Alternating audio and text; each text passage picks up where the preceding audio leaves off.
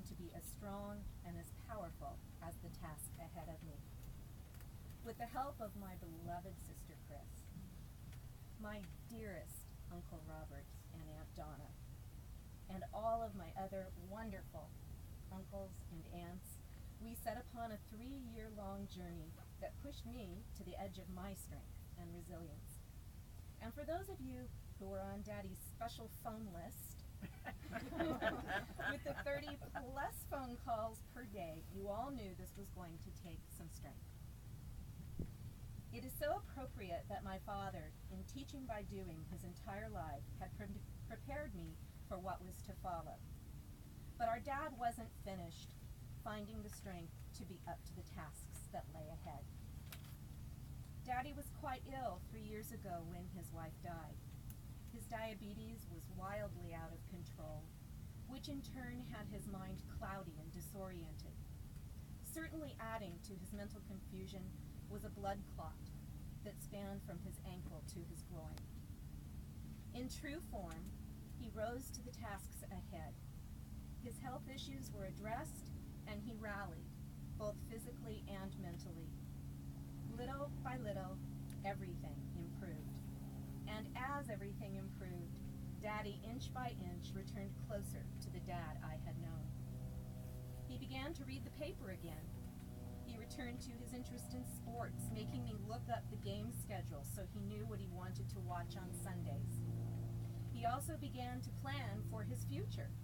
Daddy told me one afternoon that he needed to get his leg back in shape so he could take up dancing again, specifically so he could meet someone.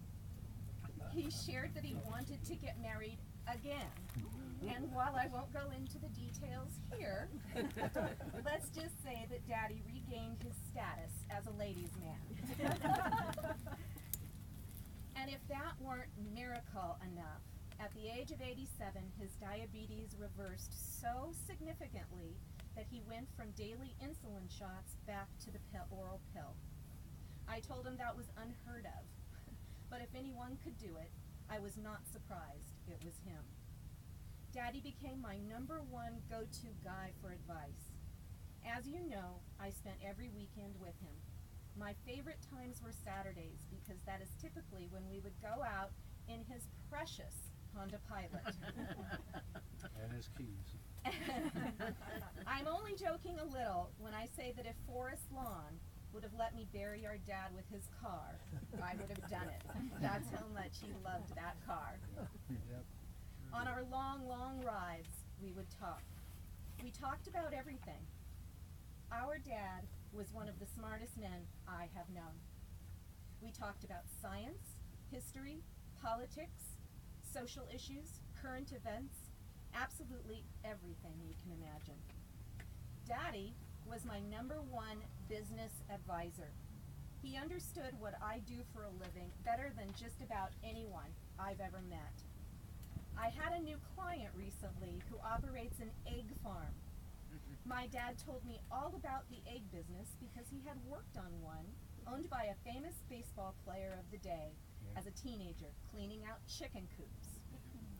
I told his story to my new client, and I looked like a rock star. I'm going to miss him. I'm going to miss his companionship and his counsel. Both he and I found the strength to be up to the task. Do not pray for easy lives. Pray to be stronger men. Do not pray for tasks equal to your powers. Pray for powers equal to your tasks. Then the doing of your work shall be no miracle, but you shall be the miracle.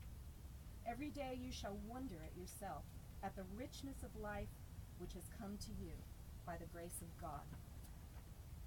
What I want all of you to know is that while I was tasked with a situation that required me to be stronger than I had ever been before, the relationship with our dad grew and blossomed into something it would never have become without the challenge. It was my honor and my privilege to be his daughter, particularly so the past 3 years. We forged a relationship we would never have had without the challenge. The relationship that we grew was the miracle, my both my sister and I have the same last moments with our dad.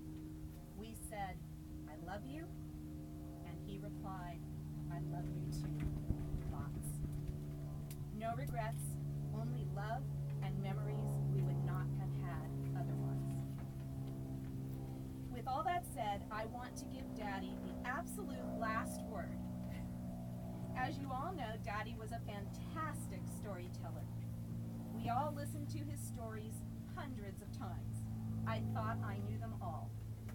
Not so. One day recently, we were on our Saturday drive. Another driver was in a big hurry, weaving in and out of traffic, and when he dangerously went by us, Daddy was disgusted by the horrible driving. He said, "Yeah, you get out of here," and then, much to my utter shock, said something in Japanese. I turned my head so sharply to look at him I nearly ran off the road. I asked him what he had just said. He told me it was a Japanese phrase he had picked up from a Japanese man with whom he had become friends while stationed in the country. He repeated the phrase and told me it meant, "Take off like a big-assed bird." I thought I'd heard every story the man had to right? I thought I'd heard every story the man had to tell, but this one was brand new, so I made him tell me the story from the start. When I got home that afternoon, I called Uncle Robert. I asked him if he'd ever heard the story, and he told me no. So the next day on Sunday, I went back to see him. We went out onto the patio where I had him tell me the story so I could record it. I sent the recording to a friend who speaks Japanese. She doesn't understand the cultural context, but she verified the phrase, "Take off like a big-ass bird." And so right here is where I'm going to turn the recording on. I'm going to let him have the last story.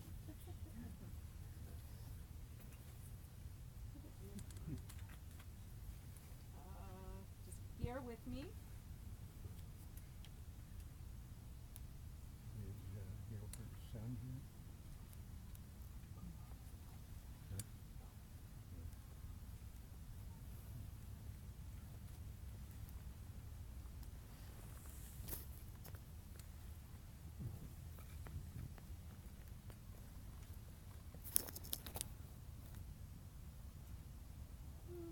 Can't get it to turn on.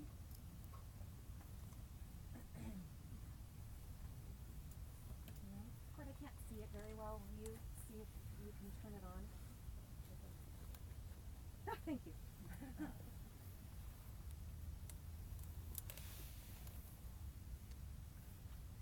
Let's see if this works. Oh. Yeah. Good looking.